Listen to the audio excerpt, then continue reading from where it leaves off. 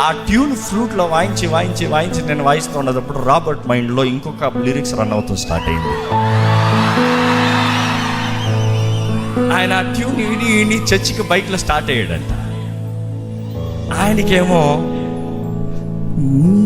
నీతో నుంటే